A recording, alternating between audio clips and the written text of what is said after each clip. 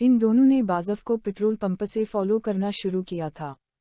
Petrol pump के सामने CCTV camera देखकर असाम ने गाड़ी रोकी और सिक्योरिटी रूम में चला गया। सागर ने गाड़ी की शनाख्त की और वो उसी राह पर चलने लगे जदुर बाज़फ जा रहा था। सामी स्पीड बढ़ाओ, अभी इसकी गर्दन को पकड़ता हूँ, अफनान दानत पेश कर बेताबी से बोला और पिस्टल निकाल लिया। नहीं अफी, ऐसा कुछ ना करना प्लीज, आसाम घबरा कर बोला।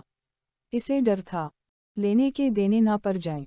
अंदर रखूं इसे, ऐसा कुछ सोचना भी नहीं प्लीज। सामी डर गया था। इसे अफनान की आंखों में मौजूद गुस्सा नजर आया तो कांप गया। जब जब इसकी आंखों में ऐसा गुस्सा देखा, कोई क़यामत आई थी। आज शायद वो क़यामत बाज़फ पे आनी थी। गाड़ी क्यों रोक दी तुमने? आसाम को ब्रेक लगाता देख अफनान चनखा। सागर, साकिब भाई को कॉल करके एड्रेस बता दो ताकि वो पुलिस। आसाम की बात मीना में ही थी कि अफनान तहिश में आकर बोला, शीट अप यार, पुलिस क्या कर लेगी? देखो वो अहम है, पुलिस को बताना नहीं, और अगर इतना ही डर लग रहा है तो लौट जाओ, मैं अकेला चला जाता हूँ। आसाम ने चुंक कर इसे देखा। अफनान हशीट कहा कर बालों को पीछे किया जो इसकी आंखों में आ रहे थे। सामी गाड़ी चलाओ, माशी के बारे में सोचो, थोड़ी सी भी कोताही इसके लिए खतरनाक साबित हो सकती है। अफनान ने दोनों हाथ इसके सामने जोड़कर कहा। आसाम कुछ सोचने लगा और बोला, चलो अब जो होगा देखा जाएगा। इसने गाड़ी स्टार्ट कर ली। बाज़फ की गाड़ी बहुत दूर जा चुकी थी, नज़रों से भी ओझल हो गई थी, पर अब इन्होंने इसे ढूंढ लेना था। सितारा सितारा सितारा सितारा सितारा सितारा। कानफरीनस रूम में लंबी मेज़ के गर्द रखी कुर्सियां भरी हुई थी। सब अपनी फाइल्स को खोले अपने अपने काम में मसरूफ़ नजर आ रहे थे। साकिब सरबराही कुर्सी पर बैठा झूल रहा था, पर ध्यान कहीं और था। वो मीटिंग अटेंड नहीं करना चाहता था, पर हमाद के फोर्स करने पे वो वहाँ मौजूद था। शुरू करो, साकिब ने अपने बाएं जानिब बैठे नौजवान लड़के को कहा। ओके सर, लड़का एहतिराम से बोला और उसी एहतिराम से खड़ा हो गया। साकिब की तवज्जो काम पे नहीं थी, लड़का बोलने लगा था। साकिब पेंसिल रखकर कुर्सी को घुमाकर इसे देखने लगा, पर ध्यान अभी भी ध्यान कहीं और था। सबकी नज़रों में इसके लिए सिताइश थी, इज्जत थी। छोटी सी उम्र में वो जिस मकाम पे बैठा था, इस कुर्सी पर बैठने को लोग तरसते थे। साकिब ने चश्मे को ठीक किया और टांग पर टांग रख ली। सफ़ेद रंग की बटनों वाली शर्ट जिसके बाजुओं को थोड़ा सा फॉलर किया हुआ था, टाई की नट ढीली की हुई थी और कॉर्ड कुर्सी के पीछे लटका रखा था। कहीं अफनान और आसाम कुछ गलत ना कर बैठी, साकिब ने सोचा। सर डोंट, लड़का दोबारा अपनी कुर्सी के पास खड़ा होकर बोला। साकिब ने बैठने का इशारा किया और प्रोजेक्ट धराया।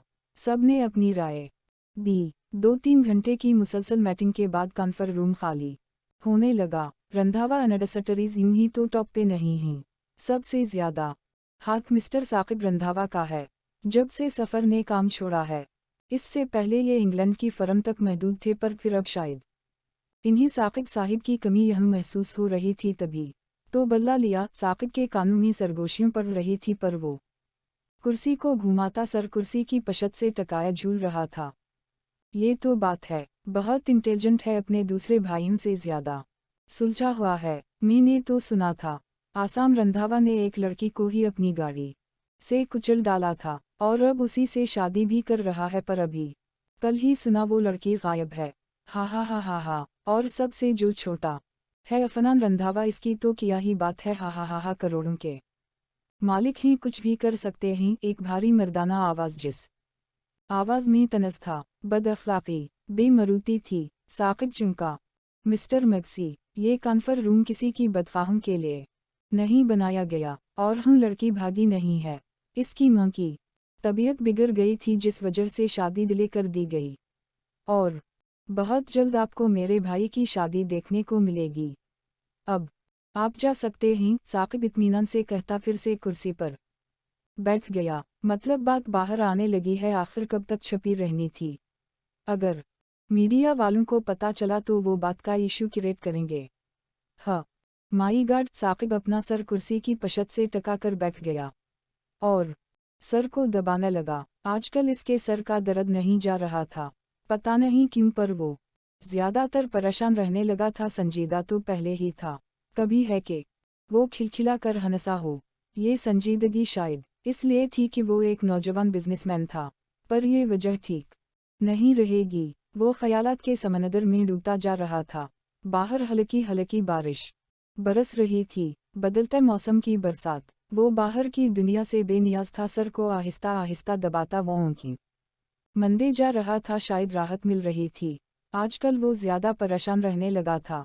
बिजनेस की परेशानी बाइमा जो दे गई थी वो अलग, और अब माशी के मिसिंग होने की। अफिफ साकिब ने बेरहमी से सर में हाथ मारा और आठ खड़ा हुआ। कॉर्ट उठाकर बाहर चला गया।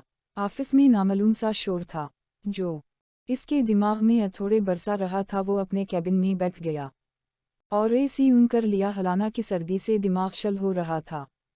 पता नहीं ये सर का दर्द क्यों नहीं जा रहा। चश्मा उतार कर वाश रूम में गया और आंखों पे पानी के छींटे मारा। फिर वापस आकर कुर्सी पे इस अंदाज से गिरा जैसे जान वजूद में ना रही हो। बाइमा शीशे के दरवाजे से साकिब को कुर्सी पर गिरता देख चुकी थी।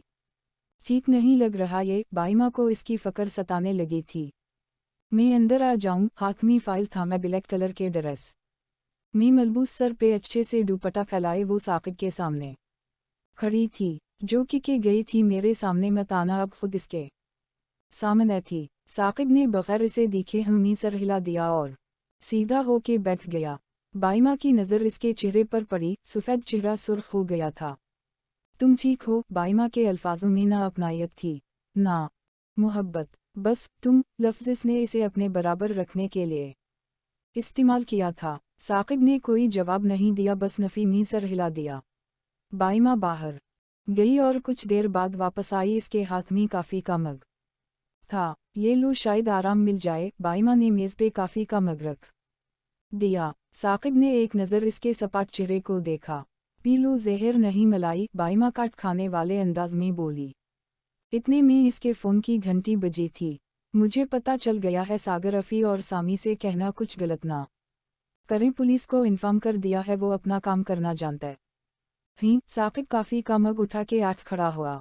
ठीक है, पर अफ़ी को संभाल लेना। सरफरा है वो। आना तो मैं चाहता था पर आ नहीं सकता। वो सागर की बात सुन के बोला। जी फरमाएं। साकिब बाइमा की तरफ घूम गया। कुछ नहीं, वो फाइल रखकर बाहर चली गई।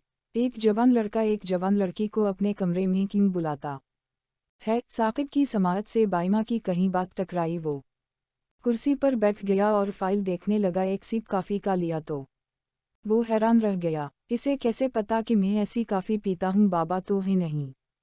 फिर साकिब परेशान हो गया। काफ़ी इसके दिल पे उतर रही थी। इसे नहीं मालूम था कि वो बाइमा से किस तरह मिला था। याद करने की हर नाकाम कोशिश कर रहा था। सितारा सितारा सितारा सितारा सितारा सितारा। वो लोग बाज़फ तक पहुंच गए थे। दोनों भाइयों ने मार मार बुरा हाल कर दिया था। वो अपने कराची वाले बंगलों में छुपा था। चांदनी अफनान ने इसे देखा। वो बेहोश पड़ी थी, सर से खून बहा रहा था, मीना से भी खून बह रहा था। ब्रेक रश्मि लहनगा इस तरह फटा था जैसे कोड़े बरसाए गए हों। सफ़ेद बाजुओं से खून रसा हुआ था। एक टांग से भी कपड़ा गायब था और बाल बे तरतीब अंदाज में बिखरे ज़मीन पे थे। सामी, वो इसे देखो, मैं संभाल लेता हूँ इसे। अफनान के कदम रोक गए। दिमाग ने फिर बाजी जीत ली, दिल हार गया। आसाम ने जब माशी को देखा तो इसने बाज़फ को ज़मीन पर गिरा लिया। पंच मार मार मीना से खून निकाल दिया। दिल तो ठंडा नहीं हुआ था, पर माशी के पास जाना ज़रूरी था। आसाम इसे उठाकर बेडरूम में ले गया। अफनान ने अपना बैलेट निकालकर बाज़फ को पेटना शुरू कर दिया। चांदनी को तुमने हाथ कैसे लगाया? अफनान ने बाज़फ को गरीबन से पकड़ लिया। हा हा हा हा, छिच छिच। अफनान, रंधावा किया हाल बना दिया है तुम दोनों भाइयों का। इस लड़की ने बहुत गिरी हुई है ना, कभी तुम्हारी बाहों में कभी तुम्हारे भाई की बाहों में जा गिरती है। और अब तो हद कर दी, मेरी बाहों में आ गिरी। इसकी बहन भी ऐसी ही है। मेरे हर फरीनट के साथ इसका अफेयर था। हा हा हा, बाज़फ ने कह लगाकर कहा। बकवास बंद कर कुत्ते। अफनान ने एक जोर का थप्पड़ इसके मीना पे रसीद कर दिया। फिर इसने आओ देखा ना ताओ मारना शुरू कर दिया। हा हा हा हा, मार लो जितना मारना है, पर यहाँ से बाहर जाओगे तो कोई न्यूज़ तुम्हारा इंतज़ार कर रही होगी। बहुत जल्द तुम तीनों का सुकून चैन सब बर्बाद होगा। हसोरी, तुम्हारा तो पहले ही बर्बाद है। तुम्हारे भाई और भाभी का, बाज़फ बखरती से बोला। तुम ऐसे नहीं मानोगे ना साले हरामी। अफनान ने दानत पेशकर पिस्टल निकाला और इसकी टांग पर गोली मार दी। हा, याद है वो रात, सनसनान जगह, लंबी सड़क और वो खून। बाज़फ ने कुछ याद दिलवाया अफनान को। सागर और लकी ने पकड़ा हुआ था। मैं बताता हूँ, जब मेरी जान हो साबिका साली जान मौत और जिंदगी के दरमियान लटकी हुई थी, और तुम्हारे भाई को जेल हुई, वो सब मैंने किया था। मीडिया वालों को मैंने बुलाया, मैं तो तब से वापस आ गया हूँ जब से मेरी साली जान इस्लामाबाद गई का बार अपने आदमियों को भेजा, पर कोई निकाबपोश से बचा लेता था। अब तुम दोनों को मैं अपना जरिया बनाऊंगा तुम्हारी चांदनी की बर्बादी का। वो बोला तब अफनान ने इसे गुस्से से देखा और फिर से पिटाई करनी शुरू कर दी। इतने में पुलिस आ गई। इन्होंने अफनान को अलग किया। बाज़फ अदमरा हो चुका था। असिस्टेंट सुपरिटेंडेंट ऑफ पुलिस, अगर ये बाहर आया तो मैं इसे मार दूंगा, फिर तुम मुझे जहाँ मर्जी डाल देना। पर ये बगैरत अफनान रंधावा के हाथों से नहीं बचेगा। अफनान ने पिस्टल सुपरिटेंडेंट ऑफ पुलिस को देते हुए बाज़फ को एक और थप्पड़ रसीद कर दिया। पुलिस इसे ले गई। अभी कुछ पता नहीं चला था कि माशी ठीक है या नहीं। वो लोग बाहर निकल आए। बोतल दो, अफनान शर्ट को ठीक करते हुए हाथ लकी की तरफ कर क्या बोला। किया, पहले घर तो जालें और मांस मरूश मुल्क कैसी है ये तो पता कर लो। लकी ने इसके कंधे पर हाथ रख कर कहा।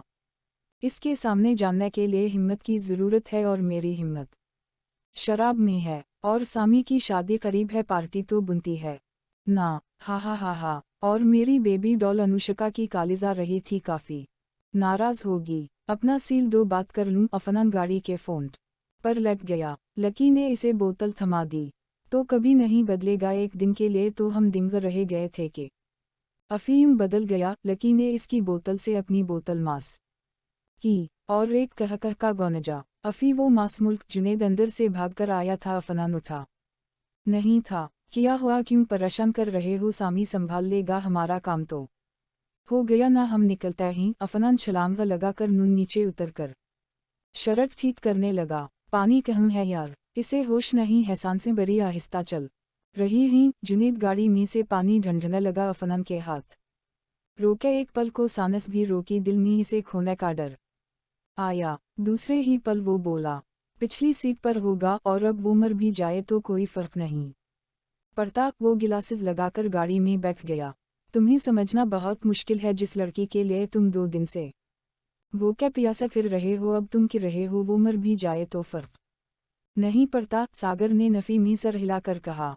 हा, मैंने सामी के लिए किया ये सब कुछ। अगर वो सामी की होने वाली वाइफ ना होती तो कभी इसे बचाता ना। अफनान ने स्विंग प्ले कर दिया और सर सीट पर टका दिया। उठो अफी, चलो, अभी भी सामी को तुम्हारी ज़रूरत है। सागर ने इसको पकड़कर बाहर निकाला और स्विंग बंद कर दिया। नहीं यार प्लीज़, अफनान ने हाथ छुड़ाना चाहा। अफी सुन, अगर वो मर गई तो सारी जिंदगी पछताओगे। सागर की बात अफी के अंदर कुछ जला गई थी। दिल धड़कना भूल गया, कदम बेइख्तियार चलने लगे, आंखों के गोशे भीगने लगे, पर इसने बेदर्दी से आंखें बंद की।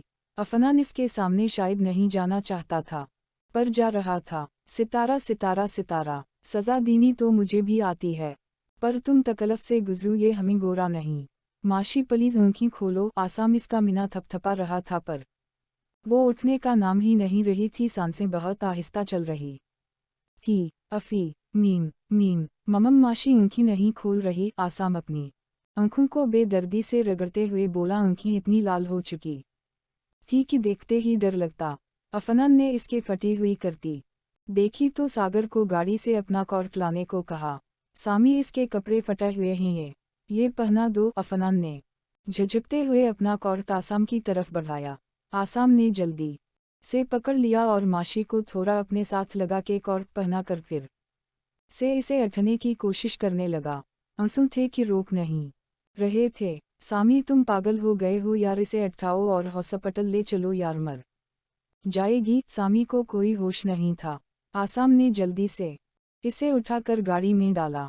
डॉक्टर के पास ले गए, वहीं जाकर झटके लगे थे इन्हें। जब डॉक्टर ने कहा 2 दिन से लगातार इसे दर्गिस दी जा रही थी, जिसकी वजह से वो बेहोश हैं। नरगिस बहुत ज़्यादा मिकदार में दी गई थी। ठीक हो जिम जाएगी ना? आसाम लड़खड़ा गया था। इसे नहीं मालूम वो किससे सवाल कर रहा था, पर सर में हिला था वो बैक। वक्त भागा और हॉस्पिटल के साथ वाली मस्जिद में जा गिरा। माशी अभी होश में नहीं थी। फहद और असगर लाहौर से निकाल चुके थे। सागर और जुनैद लोग इस्लाम अलैकुम निकल गए थे। हॉस्पिटल के कॉरिडोर में अफनान अकेला टहल रहा था। कोई 2-3 घंटे बाद माशी को होश आया था। इन्हीं होश आ गया है मिस्टर आसाम को, वो कब से बल्ला रहे हैं। आप मिस्टर आसाम हैं? एक नर्स बाहर आकर मुस्कुरा के बोली। अफनान ने हैरानगी से इसे देखा और हमें सर हिला दिया। अभी वो पूरे होश में नहीं है। हमने इन्हें इंजेक्शन और ड्रग्स लगाई हुई हैं। इंशाअल्लाह वो बहुत जल्द ठीक हो जाएगी। अफनान हैरानगी से इसे देख रहा था। इसे समझ नहीं आ रहा था कि वो इतनी मेहनत करती है आसाम से कि बेहोशी में भी बल्ला रही थी। नर्स अफनान को देखती खड़ी रही। अफनान ने गहरा सांस लिया और अंदर चला गया। माशी बीट पे उरूसी लिबास में ही लेटी हुई थी और हाथ कॉर्प पे था, जैसे वो जकड़े हुए थी। बाल बेतरतीब अंदाज में बिखरे हुए थे। मुझसे भी ज़्यादा मोहब्बत है तुम्हें सामी से। इतनी मोहब्बत कौन करता है किसी से? अफनान इसके पास बैठ गया और हैरानगी से इसे देखने लगा। आसाम माशी ने अफनान का हाथ पकड़ लिया था। वो डर रही थी। आवाज़ मी करब था। अफनान इसे देखता रहा। वो अभी भी वो एक नाम ही पुकार रही थी। आसाम, सिर्फ आसाम। अफनान ने आंखें बंद करके खोली। दिल कर रहा है तुम्हें गले लगा लूं और प्यारी सी वो मुस्कुराहट तुम्हारे होंठों पे ले आऊं, तुम्हें होश में ले आऊं। पर अफनान ने इसे देखा। आसाम, माशी ने फिर से पुकारा। अफनान के दिल पे हथौड़े बरसने लगे। इसने माशी के हाथ को झटक दिया और आटकर पीछे हटने लगा और दीवार के साथ जा लगा। मैं तुमसे नहीं हार सकता चांदनी, तुम्हें भी नहीं हारा सकता। कैसे कहूँ कि तुम्हें तोड़ सकता हूँ? कैसे तुम्हें मार लूँ? कैसे तुम्हें ज़बरदस्ती अपना बना लूँ? कैसे तुम्हें और सामी को दर्द के कुंभ में फेंक दूँ? कैसे चांदनी में तुम्हें भूलूं? कैसे चांदनी, कैसे यार? क्यों तुम मेरी जिंदगी में आई? अफनान रंधावा को तुमने अपना दीदा क्यों बनाया? गुस्सा था अफनान के लहजे में, पर चेहरे पे दर्द था। बेबसी थी। तुम तो आसाम की हो और मैं। अफनान ने अपने बालों को जकड़ लिया। इसकी आंखों में जलन होने लगी थी। सांस रोकने को था। माशी, आसाम की आवाज़ पर वो चौंककर सीधा हो खड़ा हो और दीवार से हटकर खड़ा हो गया। माशी, तुम ठीक हो ना? मेरी तरफ देखो। आसाम बेड पर बैठकर बोला। सामी, ये होश में नहीं है पूरी तरह। अफनान ने इसके कंधे पर हाथ रखकर कहा। आसाम ने बेइख्तियार माशी को गले से लगा लिया। अल्लाह आपको कभी कुछ ना करे। आसाम की आवाज़ भर आई थी। माशी ने कोई रिएक्शन नहीं किया तो आसाम घबरा गया। काफ किया हुआ आसाम ने पहले माशी को और फिर अफनान को देखा। थोड़ा इंतज़ार करो। अफनान थपकी देकर एक तरफ खड़ा हो गया। कुछ घंटों के इंतज़ार के बाद माशी को होश आने लगा। होश में आते ही वो उठकर बैठने की कोशिश करने लगी और पहला सवाल किया। आसाम, मुझसे निकाह कर काफ कुक करोगे ना, या इससे पहले वो कुछ और बोलती आसाम ने इसके मीना पे हाथ रख दिया। आज शाम तक आप मेरी हो जाएंगी। आप फ़िक्र ना करें, सब ठीक हो गया है। वो पकड़ा गया है माशी। आसाम ने बगौर इसे देखा। वो नॉर्मल नहीं थी। आसाम ने इसे लिटा दिया और उठकर अफनान के गले जा लगा। थैंक यू सो मच अफ़ी। आसाम ने दिल से शुक्रिया अदा किया। भला वो क्यों कमून बरू, अब ये मेरे साथ तो मत करो। अफनान ने इसके बालों को एक तरफ किया जो आंखों में आ रहे थे। आसाम हंसकर फिर से इसके गले लग गया। अब चलो, अपनी हालत दरस्त कर लो, तुम्हारे ससुराल वाले आ रहे हैं। अफनान ने माशी को भी देखा जो दुनिया में होते हुए भी नहीं थी। मेरी माशी का इस दरिंदे ने क्या हालत कर दी है? आसाम ने आंखें मनद ली। सब ठीक हो जाएगा सामी। अफनान ने इसके कंधे पे थपकी दी। आसाम माशी के पास जा बैठा और इसका हाथ थाम लिया। बहुत जल्द आप ठीक हो जाएंगी, आसाम ने यकीन दिलाया, पर इस की आंखों में अदासी थी। अफनान वहाँ ज़्यादा देर खड़ा ना रह सका। उल्टे कदमों से वो बाहर भाग गया। सितारा सितारा सितारा सितारा सितारा सितारा नाइट फनीकेशन अरेंज किया था। बस घर के ही लोग थे सब। माशी को गर्म जोशी से मिले थे, बहुत प्यार किया था, पर वो कुछ ना बोली। माशी किया इसने तुम्हारे साथ, बताओ मुझे, मेरी कसम बोलो। इशरत ने इसका हाथ अपने सर पे रख कर कहा, तुम्ही मेरे होने वाले बच्चे की कसम। माशी बोलो, ऐसे चुप रहो गी तो जी नहीं सकूगी, प्लीज मेरी जान बोलो। माशी ने चूक कर इसे देखा। इशू, माशी बे इख्तियार इसके गले से लग गई और रोने लगी। इशू, वो मुझे मारता था बे, बहुत बुरी तरह पटता रहा 2 दिन, मेरे जिस्म को बेलट से पिटा है और डाल दरगिज देता रहा है मुझे। इशू, मी ने अपनी बहन के किए की सज़ा भगत है।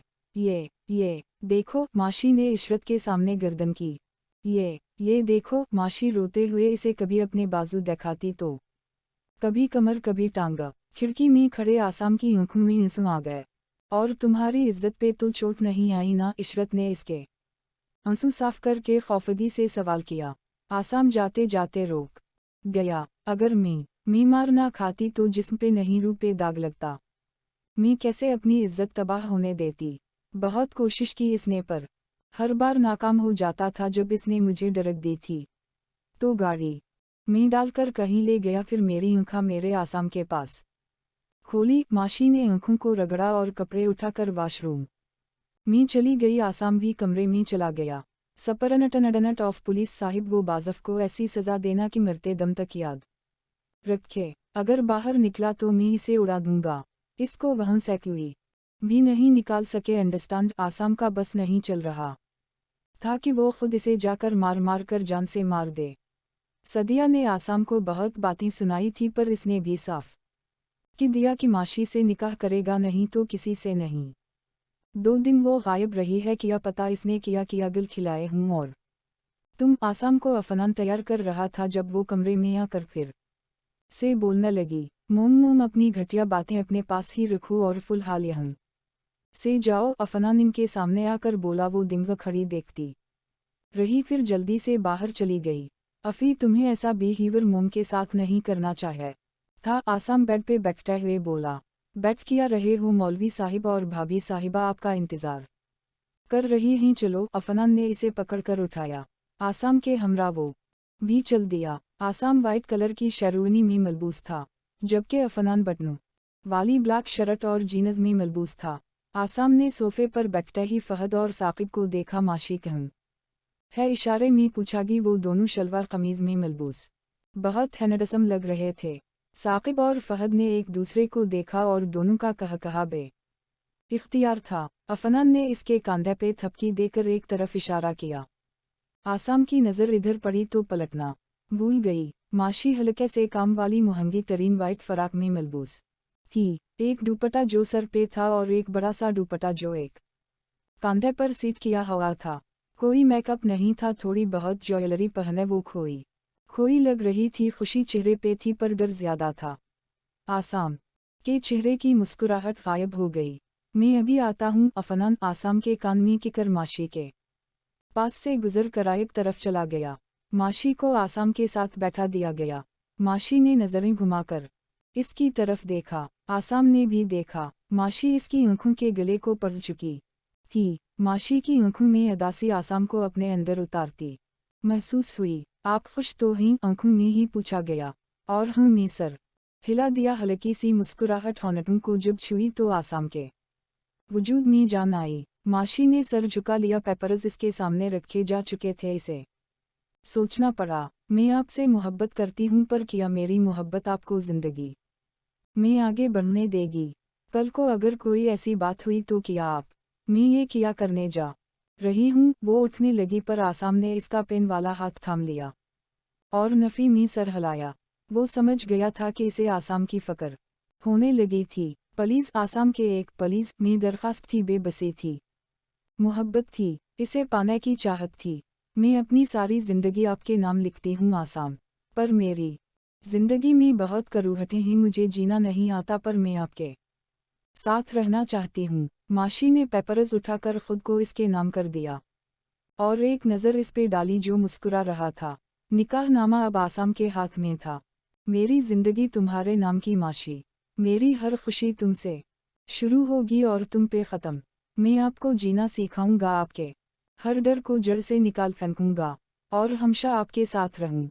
गा आसाम ने साइन कर दे और मुस्कुराकर माशी को देखा। दोनों की नज़रें मिली। माशी के बेजान वजूद में फिर से जान आने लगी कि जहाँ वो दोनों मोहब्बत के वादे कर रहे थे वहाँ दीवार के साथ टैक लगाए अफनान ने हॉनटों को दांतों में दबाकर आंखें मनद ली। एक आंसू जमीन पर जा गिरा। Happy new life mister Afnan Randhawa. Afnan ने टाई खोलकर फेंक दी और बोतल मीना से लगाकर बाहर निकल गया। वो खुद हारा था, खुद अपनी मोहब्बत को अपने ही भाई के हवाले कर दिया था, क्योंकि इसे नहीं मंजूर था कि इसके पीछे वो अपने भाई को तोड़ दे।